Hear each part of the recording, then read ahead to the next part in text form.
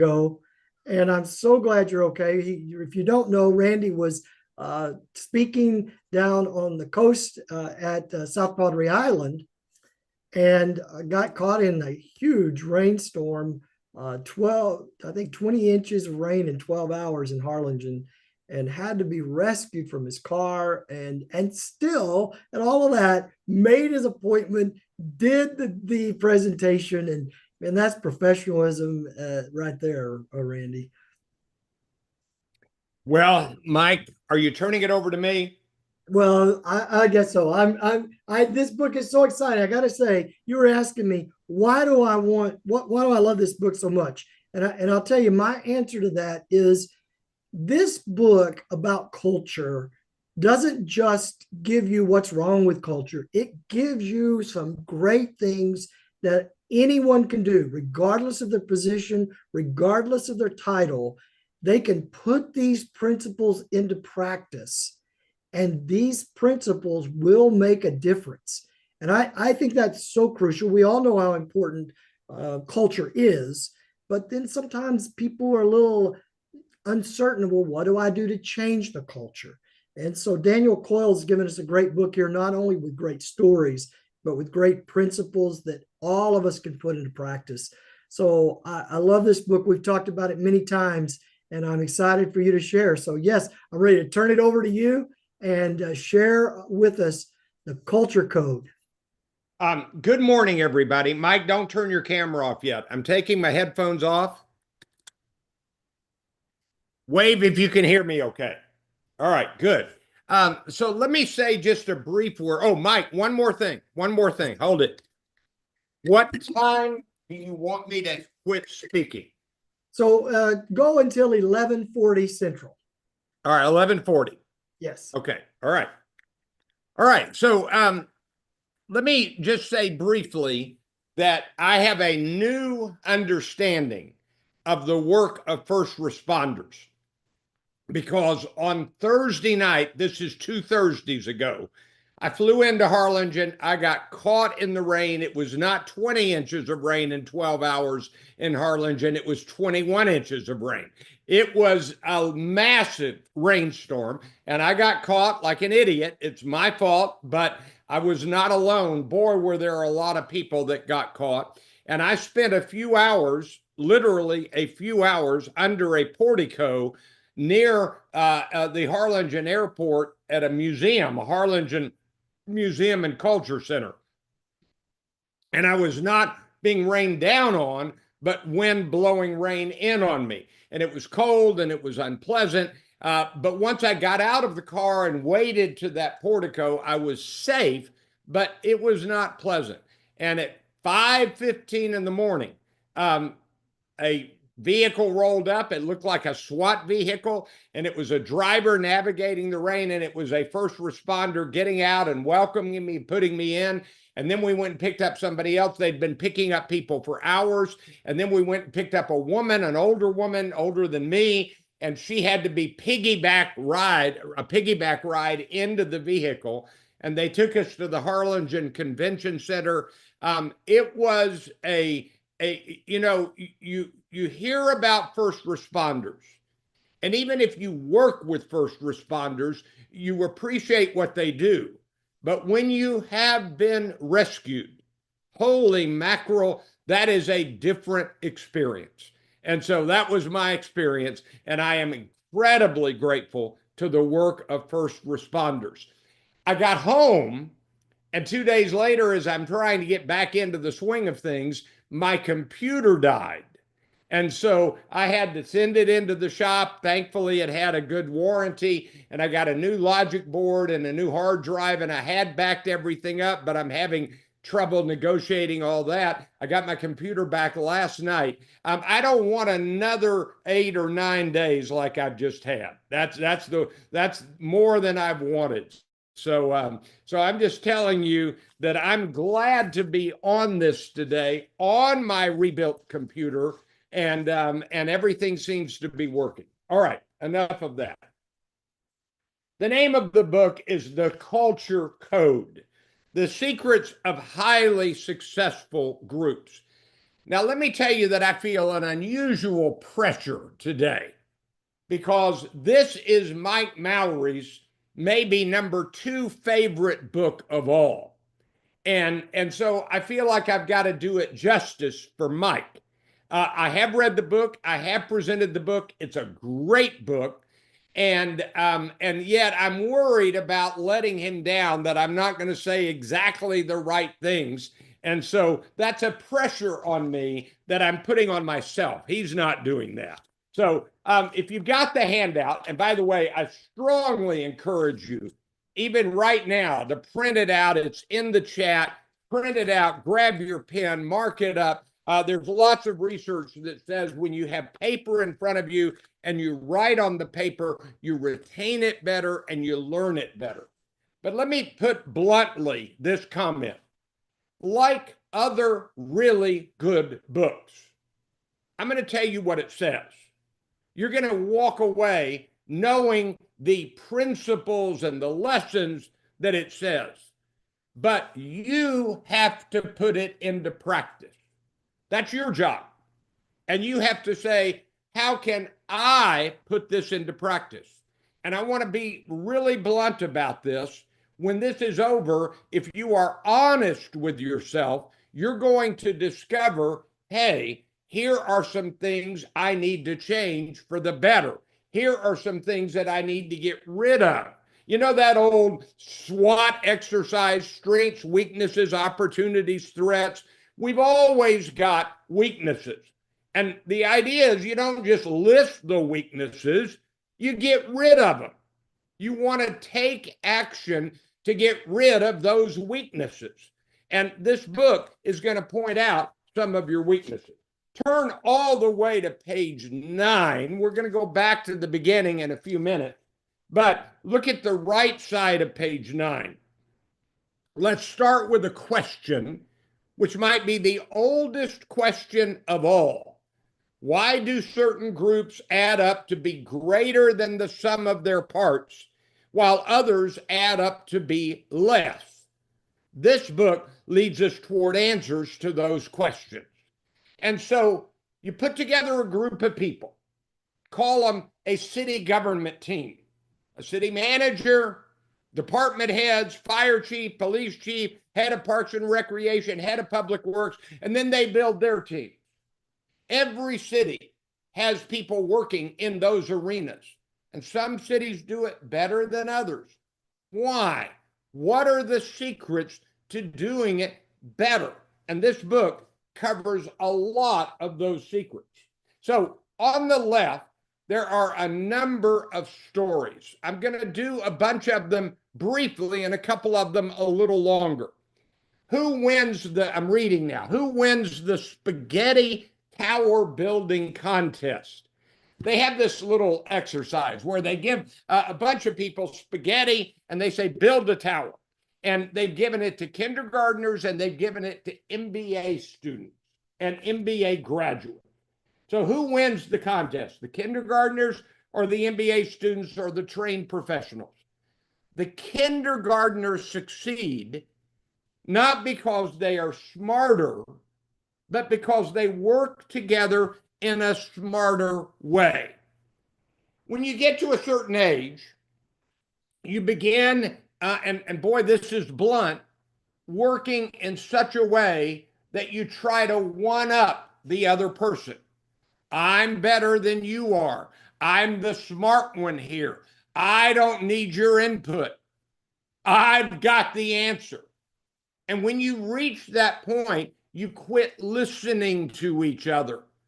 And this book, if you want to know what this book is about, it's about you've got to trust each other and interact with each other with honesty.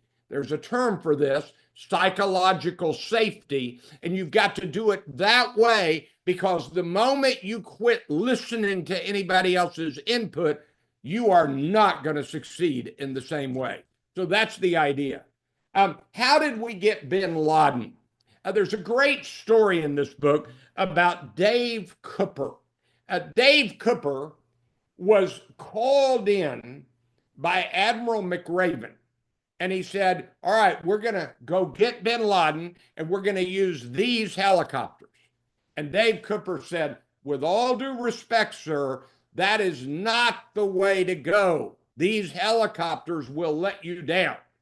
And Admiral McRaven said, duly noted, but we are using these helicopters. Go get ready. And he said, with all due respect, this is a mistake. And he really tried to take a stand. And Admiral McRaven said, no, sir, we are using these helicopters. And he tried it a third time. With all due respect, this is a mistake. And Admiral McRaven said, you're using these helicopters. Well, if you don't know the history of this, let me do a couple of tie-ins. Number one, that exact kind of interchange happened between Jocko Willink and headquarters when he was telling Chris, the sniper, I didn't have it in my notes, Chris Kyle, the sniper, to take a shot. And Chris Kyle said, I don't feel right about it. That's in the book Extreme Ownership. And you've got other stories where people say no, and you stand up and they still are told to do it. Now, the reason Dave Cooper felt so strongly about this is, number one, he knew these helicopters had problems. If you know your history, when Jimmy Carter was president, he tried to rescue the hostages in Iran with a helicopter raid, and the helicopters crashed in the middle of the desert. And so there's a history of failure with helicopters. And so Dave Cooper knew that. But number two, and this is maybe every bit as important, Dave Cooper was part of a team that went on a mission, and they did not adequately prepare. And he knew they didn't adequately prepare, but he was not the leader. And he spoke to the leader and said, sir, we're not ready. And the leader said, we're going to go anyway. And then when they got there and then they came back, they really shouldn't have come back. And Cooper tried to make that stance, and the leader didn't listen, and they got ambushed and had to be rescued, and it was a disaster. So Cooper did that. So when Admiral McRaven told him, you got to do it with these helicopters, he said, yes, sir. And he went through training exercises where they mock attacked the compound where bin Laden was. And Cooper had each of the helicopters, there were three, each of the helicopters pretend to crash. He said, crash the helicopter. And so they drilled on what happens if they lose this helicopter, if they lose this helicopter, if they lose this helicopter. Guess what happened? One of the ones crashed on the mission, and they had to get out in two helicopters and leave the other one there, crash. So that's a great story. And the idea is he took his stance, and Admiral McRaven didn't listen. And so then he carried it out after he had stated his point. There's a great story here. We're going down this list about the telephone pole lifting exercises. In the Navy SEALs, they literally lift telephone poles as a group and carry them. They have to carry them from point A to point B. It's a distance. And what it does is they have to communicate both kind of non-verbally and verbally to get that incredibly heavy, very awkward telephone pole on their shoulders, up above their heads, and maneuver with them. So I'm reading here, and anything in italics in this part of the handout is from the book. It takes the form of almost invisible exchanges. I really like that phrase. Circle that phrase. Almost invisible exchanges. Someone weakens, and the people next to him adjust their efforts to keep the log level and steady. There's practices done, exercises done, where they insert a guy named Jonathan into a group, and he is a trained, good culture builder. Now, Mike really likes the word culture, Mike Mowry. And this is a book about culture, The Culture Code. And boy, have we spent a lot of time and a lot of pages talking about how to build culture, how to change culture. There's one famous author who said there are not very many examples of successfully changing the culture. And that's a pretty frightening development because there are a lot of bad cultures out there. But you can build the culture. And Jonathan, this person trained, inserted into the group, can drop little hints without telling them what to do. This is how he listens. This is how he talks. This is how he interacts. And he begins to change the culture. There's a great story from Google. Google wanted a culture of innovation and everybody could be involved. And Larry Page, the CEO of Google, went into a break room and they had these early days of Google ads. And he simply put on a note of paper on the board, the post-it board in the break room, quote, I'm reading here, these ads suck. Somebody saw that note, took it down, just a regular person in Google, went home over the weekend, went to work on the ads, came back and presented his solution, and it has made Google billions of dollars. Billions, plural. The guy fixed it. He was not assigned the job. He saw the note and he fixed it. I love that story. Here's something interesting. They've done this little test. It's raining. A guy pretends his cell phone isn't working. And so he asks a stranger, can I borrow your phone? Look at this wording here. Can I borrow your cell phone? He's turned down frequently. But if he adds this phrase, it's here, I'm so sorry about the rain. Can I borrow your cell phone briefly? They then loan it. And it's loaned at a much higher percentage. That little moment of shared empathy. And that story kind of resonates with me after being caught in serious rain. But I'm so sorry about the rain. Can I borrow your cell phone? And so that's a really interesting story. Well, there's a great story about the Flanders trenches and the Christmas miracle and the subtle communication they had had a few days before. These are people killing each other, and they go back to killing each other, but they have a moment of togetherness. It's really fascinating. This is fascinating. This is really worth circling. Take a good look at this. The never a sense of belonging work with our nuclear arsenal. It turns out that some of our nuclear silos have individuals working alone in multi-hour shifts. And then they leave and the next person comes.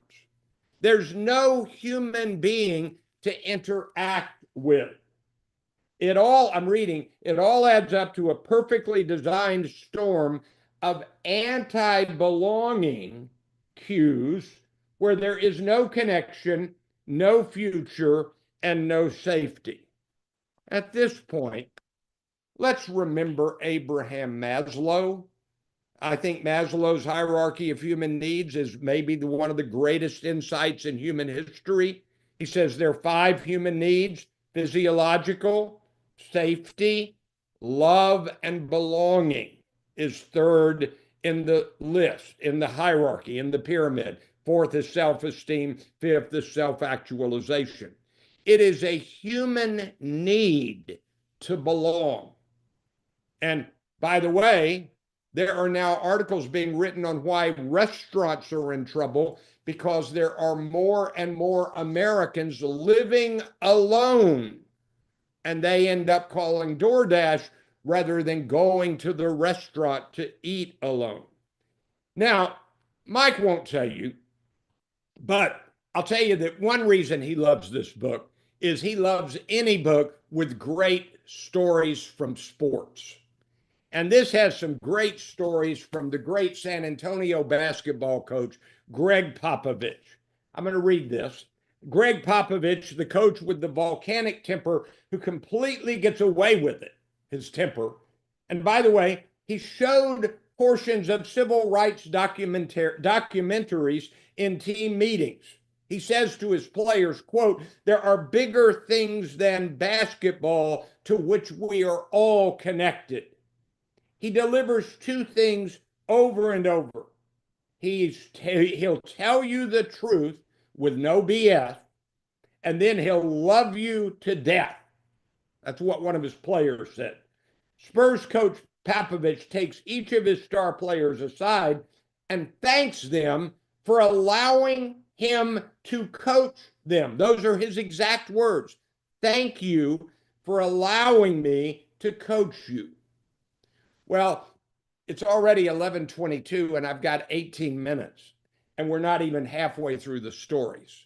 But all of these stories have the common factor of interaction skills with empathy and attention, psychological safety. There's a magical, I'm reading again, the magical feedback discovery for teachers. When a teacher writes these words on an essay correcting the student, "I'm giving you these comments because I have very high expectations and I know that you can reach them." Those words make the student more accepting of the criticism. And that's a really important thing. How you criticize. Are you criticizing to demean, to ridicule? Go back to radical candor, Kim Scott, care personally, and then challenge directly. And so when you absolutely have to criticize. I mean, everybody on your team could become better, get better at something they're doing. And the only way they're going to know that is if somebody says it to them and they work on it. But how you do that is phenomenally important. There's a story about Tony Hsieh, and he's the man who founded Zappos, and he ends with a bad personal story of death. But Tony Hsieh was a master connector. He had a connection with everyone, and more impressively, he sought to build connections between others. And so I want you to take your pen and circle this next bullet point. The two leaders who moved furniture around, Tony Hsieh at the party and Greg Popovich at the restaurant. When you walk into a room with a meeting, I teach speech as an adjunct at Dallas College. I reconfigure the room regularly based on what I'm doing. Sometimes I have them sit in a big square. Sometimes I have them sit in rows for me to lecture. Sometimes I put them in groups of 3. I'm newly a big fan of using groups of 3 because they're especially important. Well, Greg Popovich one night was taking the whole team to a fancy dinner, and he needed them to all be together. So they pushed the tables around and made one great big table. And that allowed them to visit in a way that was different. And Tony Hsieh had a great big house, living room, that was having a party. And he just literally grabbed people and moved all of the furniture to the edges of the room so that everybody could stand together in the middle. Use your eyeballs. What is blocking connection? Deal with that. Okay. The call center with new coffee machines and better breaks taken together. There was a call center. They weren't having good success. They made a change. The team would always let some take a break and then the next take a break. They put the team together at the same coffee break, and they bought a nice new coffee machine with better coffee, and they ended up talking about what they'd been doing in their interactions, and it made them better. If you've never read When by Daniel Pink, read about the FICA, F-I-K-A, the practice in Sweden. Okay. Look at near the bottom. This was fun. We could talk about the Pixar's trust meetings. The movies have to suck it first so they can be great later. The ring of European thieves, the Pink Panthers. They think with one brain. We all depend on each other. So those are some of the stories, and I didn't tell you about Johnson Johnson and Tylenol and how well they did with that and others. Turn to the front of the handout. Now we're going to just fly through some of this. Look at the bottom of the front. Why is this book worth our time? Number one, culture is tangible, seen especially in the ways group members work within their groups. This book helps us understand this. You can walk into a meeting and you can know they like each other, they don't like each other. They mistreat each other. They ridicule each other. This is a high energy group. This is a I don't want to be here group. You can sense that immediately in a group meeting. Number two, listening. Everybody circle the word listening is at the heart of effective group interaction. This book explains why this is so. And number three, it's not enough just to be told to listen. We have to know how to listen. This book is filled with specifics on what constitutes good listening skills. Turn to page 2, and what you have are a number of pages of the best of my highlighted passages. And when you see one in big font or in bold, that's my emphasis. And if I did the handout again tomorrow, I might put the emphasis in some additional ones. So I'm not going to read anywhere near all of these, but I'm going to read a bunch. Get ready to jump around with me. Get your pen handy, and let's go. Number 10 on page 2. Big font, big emphasis. Close physical proximity, often in circles. Profuse amounts of eyeball to eyeball contact. Physical touch, handshakes, fist bumps, hugs. I know we got to be careful with hugs, but physical touch. Lots of short, energetic exchanges, not long speeches. High levels of mixing. Everyone talks to everyone. Mike Mowery, when he facilitates a group, is a master at getting people to move around and change their mixing group. He's really good at that. Few interruptions. Lots of questions. Let me back up. Few interruptions. If somebody's talking, don't interrupt them. That's a skill you can practice and develop. Don't interrupt them. Lots of questions. Intensive, active listening. Humor, laughter, small, attentive courtesies. Thank you. Opening the door for each other. I found that spending time inside such groups was almost physically addictive. There's a woman who comes to my event in Dallas called the First Friday Book Synopsis. She's the CEO of a small company that's not tiny, got quite a few workers. She is a genius at creating a culture of energy and pleasantness. I mean, it's really good. I like the word pleasantness. All right, number 12 on page 3. The key to creating psychological safety, as Pentland and Amy Edmondson emphasize. Amy Edmondson has written 2 books on it. She coined the term, The Fearless Organization and Right Kind of Wrong, is to recognize how deeply obsessed our unconscious brains are with it. A mere hint of belonging is not enough. 1 or 2 signals are not enough. We are built to require, boy, circle this, lots of signaling over and over. This is why a sense of belonging is easy to destroy and hard to build.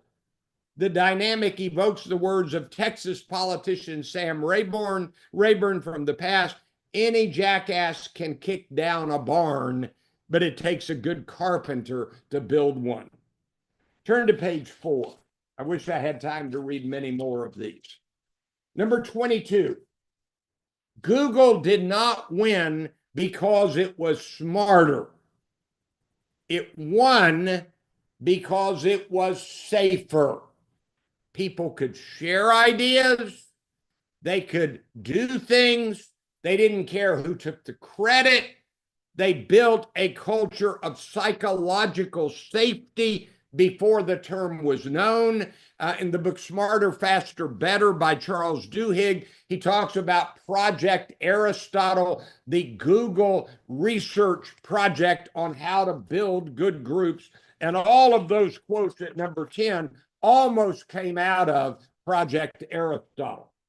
Number 24, this idea that belonging needs to be continually refreshed and reinforced is worth dwelling on for a moment.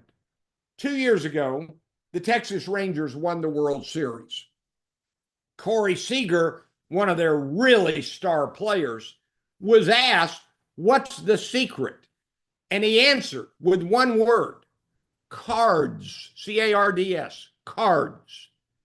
And when it was pursued, the Rangers played cards together in the clubhouse. They had a great clubhouse interaction with cards. And he said, that's the secret. Belonging needs to be continually refreshed and reinforced. Number 35, he touches them on the elbow. This is Popovich. The shoulder, the arm. He chats in several languages. He learns the languages of his foreign players. The Spurs include players from 7 countries. Page 5, number 38. One misconception about highly successful cultures is that they are happy, lighthearted places. This is mostly not the case. They are energized and engaged, but at their core, their members are oriented less around achieving happiness than around solving hard problems together. Circle that phrase because that's critical. They're working on something that needs to be solved, and that gives them meaning. All right, number 48. Now, put a check mark beside 41 and read it on your own. 48. You should open up, show you make mistakes. Invite input with simple phrases like, this is just my 2 cents. And of course, I could be wrong here. Boy, circle that. I could be wrong here, but let me say, what am I missing? What do you think? To create safety, leaders need to actively invite input. You know the phrase, don't shoot the messenger? Amy Edmondson says, in fact, it's not enough to not shoot them. You have to hug the messenger and let them know how much you need that feedback. That way you can be sure that they feel safe enough to tell you the truth next time. Psychological safety is a place where people can say anything without being ridiculed or rejected. Page 6, number 52. The groups I studied had extremely low tolerance for bad apple behavior. And perhaps more important, were skilled at naming those behaviors. The New Zealand All Blacks, the great football team, defining football the way it is in New Zealand, say, and I debated saying this out loud, but I will, it's in the book verbatim, no dickheads. It's simple, and that's why it's effective. All right? Number 57, everybody circle 57. If I remember correctly, the best record in the NBA right now is the Oklahoma City Thunder. When you are hired by the Thunder, either as a player or as an employee, the first thing that happens is that you are taken to the Oklahoma City National Memorial, which honors the victims of the 1995 Oklahoma City bombing. You walk around the reflecting pool. You're told that there were people who were critical to Oklahoma City that were killed in that bombing. That you are playing for a team in a city that has that somber memory. And that helps give you an identity and a commitment to the city and the people that were still grieving years later. And Mike Mowery says every city has some place, that's a whopping one, but some place that helps you set the culture of the city. Find that place and take your people there and tell them the story. I've done some speaking for Mary Kay. And if you go to Mary Kay's headquarters, Mary Kay, the woman who died years ago, is everywhere present, everywhere. So it's really amazing. All right. Number 62, Navy SEALs are highly intelligent, copious readers. Boy, are they. They read more books. All right, it's 11:37. I'm going to have to go to 11:42. Here we go. Number 67.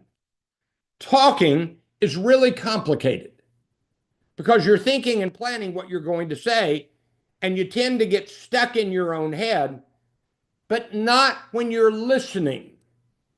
Halfway through our conversation, a person named Gavechi asked me about this book's title and subtitle. I told her, and she paused. She paused. A long, meaningful pause. Then she asked, does that subtitle really work? A few minutes later, after a few back and forth, this book had a new and improved subtitle. And by the way, it's a terrific subtitle, The Secrets of Highly Successful Groups. I'm not certain if I suggested the change or if she did. As Gavechi would say, we surfaced it together. Number 75, you have priorities whether you name them or not. If you want to grow, you'd better name them, and you better name the behaviors that set the priorities. And then page 8, number 77, give a good idea to a mediocre team, and they'll find a way to screw it up. Give a mediocre idea to a good team, and they'll find a way to make it better. The goal needs to be to get the team right, get them moving in the right direction, and get them to see where they are making mistakes and where they are succeeding. Turn to page 10. Now we're going to fly through here. The problem: we jockey for position instead of cooperating, always jockeying for position. And I don't want to be unkind with this statement, but men really have this problem. Next, the 3 skills. You build safety. Go back to the psychological safety. You share vulnerability, and you establish purpose. It really is almost this simple, the smoothness of turn taking. You take turns and you do not interrupt people. There are very few interruptions. It's repeated later on turn taking and fewer interruptions. Here's a definition of a conversation. The first person speaks, the second person listens. The second person speaks, the first person listens. This is called turn taking. You take turns speaking, but you take turns listening. Going back up, the power of belonging cues, energy, individualization, and future orientation. And it's significantly about good interactions and intentionally enabled collisions with each other. Keep people close together, literally, physically close together. He wrote this book back in, 2018, before the pandemic. So we've got this remote era today. But the more time you can spend close to each other, eyeball to eyeball, the better. And then look at the very bottom, the power of the vulnerability loop. I need help. Can you help me? Oh, so do I. And look at the bottom point. admit that you screwed up. As Dave Cooper, that Navy SEAL guy who argued with Admiral McRaven in a good way, says, I screwed that up, are the most important words any leader can say. Page 11, bottom of the page, my 6 lessons and takeaways. Number 1, so the obvious. How you interact and work with others is everything related to effectiveness and success. Number 2, work closer, physically closer to people that you need to interact with. I didn't tell you the story of where people's offices were in a building. Closer. Number 3, overdo thank yous. Seriously, overdo them. Number 4, practice the what could go wrong drills over and over again, and then do the after action review and critique them. Number 5, be a fanatic about the design of the space for interaction. And number 6, practice radical candor. Be vulnerable, acknowledge screw ups, be contrite, praise quite directly, and then and only then get in the face about what needs to be changed. The Culture Code, the secrets of highly effective groups. 1142. Back to you, Mike Mowery.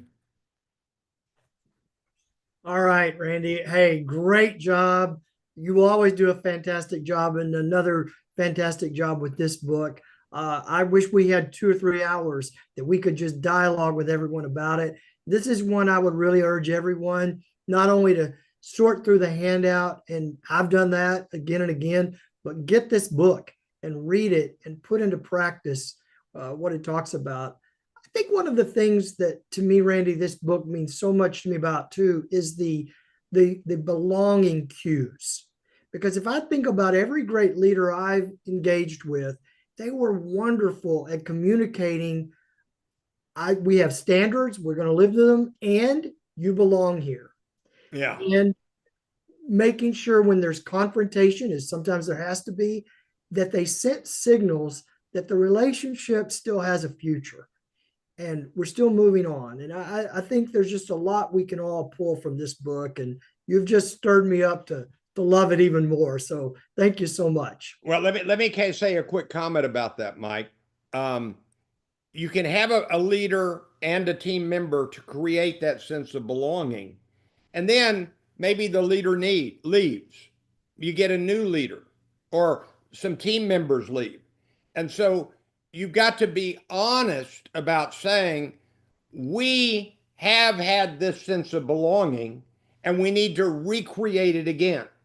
And you need to be overly repetitive about, we have to always work on with our current mix, sense of belonging. So that's one of the things I would add to that. Yeah, that's very good. Well, thank you so much, Randy. It's great. And I want to encourage everyone, if you can be with us next week, we have Chris White, who's going to be talking to us about Six Sigma, lean in the age of Doge.